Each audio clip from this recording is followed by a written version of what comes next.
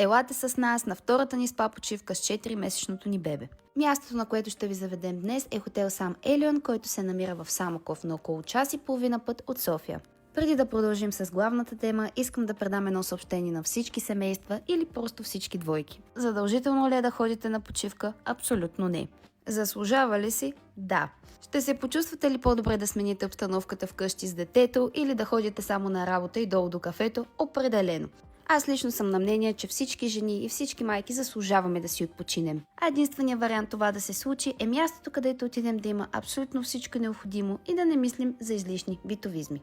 Затова тук влизам аз, да отида, да проверя и да ви покажа. Искам да дам едно огромно благодаря за доверието и първото място, на което ви заведох с бебе Марти, когато беше на 1 месец, получи страхотни отзиви. Затова ще се постарая и тук да ви дам максимално много информация за вашия престой.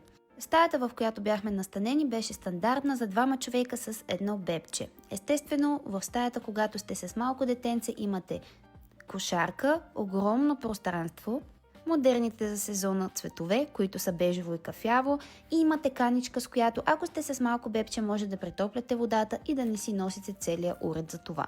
Температурата на стаята беше доста приятна, а банята просторна и заредена с всичко необходимо, защото защо ви е да мъкнете толкова много багаж излишно? За всеки имаше халатче и чехлички, допълнително кърпи, главните тоалетни принадлежности, сешуар, място където да се гримирате, а стъклото, което виждате отзад, е направено специално да поддържа температурата в самата баня. Така че дори да е затворена вратата, вътре винаги е топло. Имате паник бутон, а подовите плочки бяха специални, така че да не може да се подхлъзнете, дори да искате.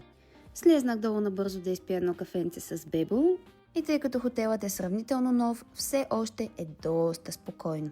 Препоръчвам ви, като ходите на почивка, да се взимате поне 2-3 дни, защото ако от първия ден тръгнете да бързате да обиколите абсолютно всичко, няма смисъл. С мъжо решихме да отидем и да хапнем по една супичка. Хотелът разполага с 2 ресторанта. Единият е главния, а другият за хората, които са си поръчали да имат закуска и вечеря към цената на стаята.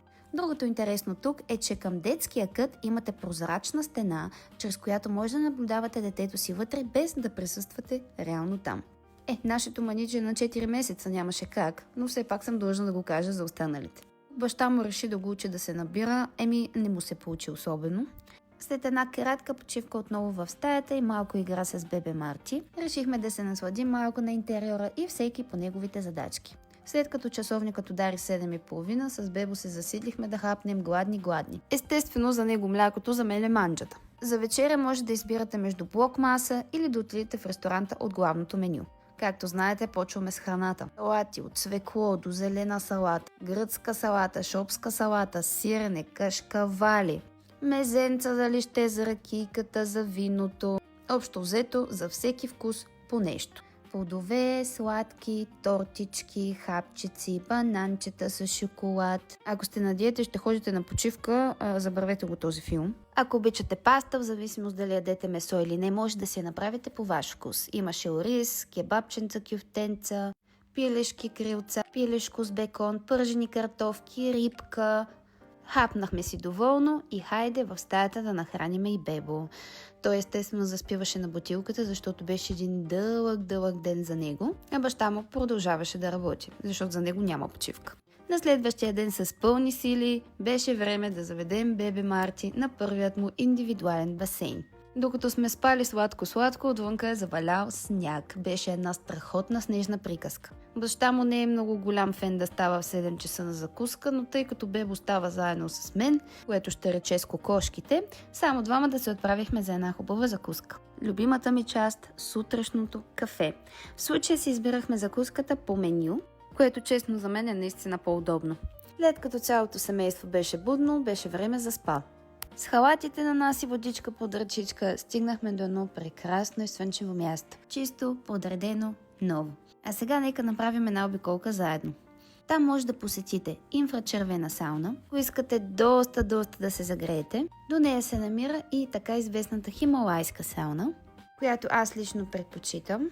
Арома сауна, в която не влизайте с очила. Финландска сауна, студен басейн за каляване, което лично аз не мога да си причина. А това тук е 55 градусов хамам само и единствено за вас. На разположение имате и криокабина и солна стая. А за хората, които искат да си отпочинат, една страхотна отдих зона с затоплящи керамични седалки. След термалната зона продължаваме с басейните. Както виждате, първият, който е на ваше разположение, е малкият басейн с изключителна гледка към хотела. Зад него виждате парата, която излиза от двете джакузита, които може да посетите също и са ви включени в цената. В съседната зала има още 3 басейна с различна дълбочина. Единият е за малко по-големи деца с родители, вторият е за правене на дължини, главно за спортисти, а мястото, където отиваме ние, е 90 см леко по-затоплен басейн. Подът около всички басейни е затоплен и няма нужда да се притеснявате, че ще ви е студено на вашите крачета или на краченцата на детето ви. Бебе Марти беше доста ентусиазиран, помисли си, че ще падне, но в крайна сметка махнахме площето, тъй като му беше по-удобно с тати. И да, най-вероятно бебенцето ни няма да помни това изживяване, но винаги ще го пазим ние в сърцата си.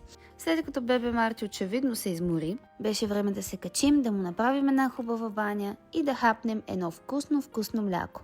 Мисля, че по клипът, който ви показвам, си личи колко е изморен. А това значи само едно единствено нещо за нас като родители. Преспиваме го, взимаме бебе фона и газ. Дойде нашето време да си починеме навънка малко в 80 градусовото джакузи, защото понякога и ние го заслужаваме.